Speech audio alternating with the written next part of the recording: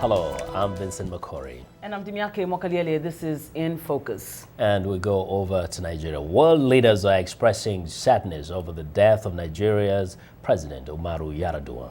They are praising his efforts to promote peace and stability in Africa and at home in the Niger Delta. VOA Scott Stearns has more from the Nigerian capital.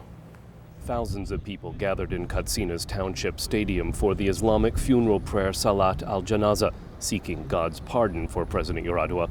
He died late Wednesday, 10 weeks after returning from medical treatment in Saudi Arabia for enlarged membranes surrounding his heart.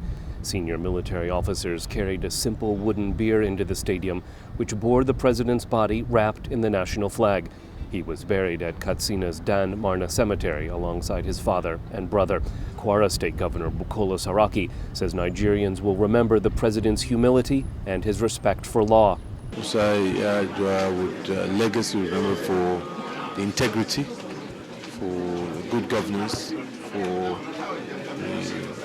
the rule of law, contribution to the unity and stability of the country, particularly achievements in the Niger Delta area. Outside Nigeria, Tanzanian President Jakaya Kikwete says President Yar'Adua's death at the age of 58 prematurely deprives the country of a leader committed to reform. It's very sad.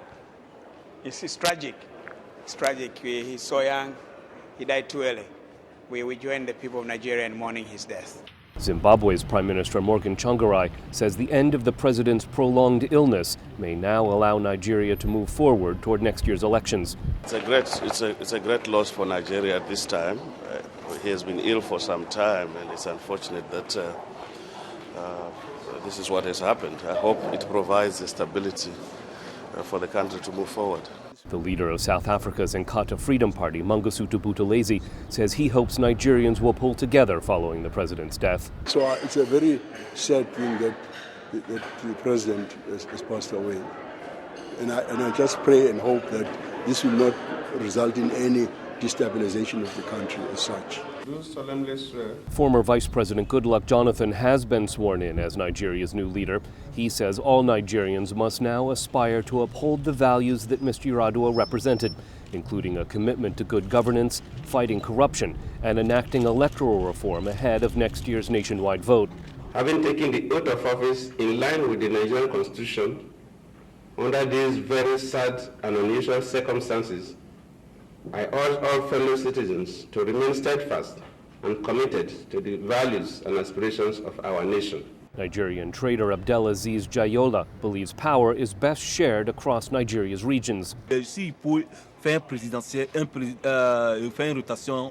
do a presidential rotation in Nigeria, to the north during, say, 2 mandates, to the south for 2 mandates, and also to the west for 2 mandates.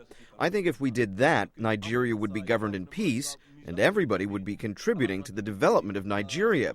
But if every time we have the northerners who take power in Nigeria, we will always have problems in Nigeria. There is an informal power-sharing agreement between northern and southern Nigeria. The South had its president for 8 years, then helped elect northerner President Yar'Adua in 2007. But death cut short his first term, which will now be completed by President Jonathan, who's from the South. The head of Nigeria's ruling party says the next candidate should therefore be from the north. But there's no constitutional provision preventing President Jonathan from running for his own mandate, and he's not ruled out doing so. Scott Stearns, VOA News, Abuja.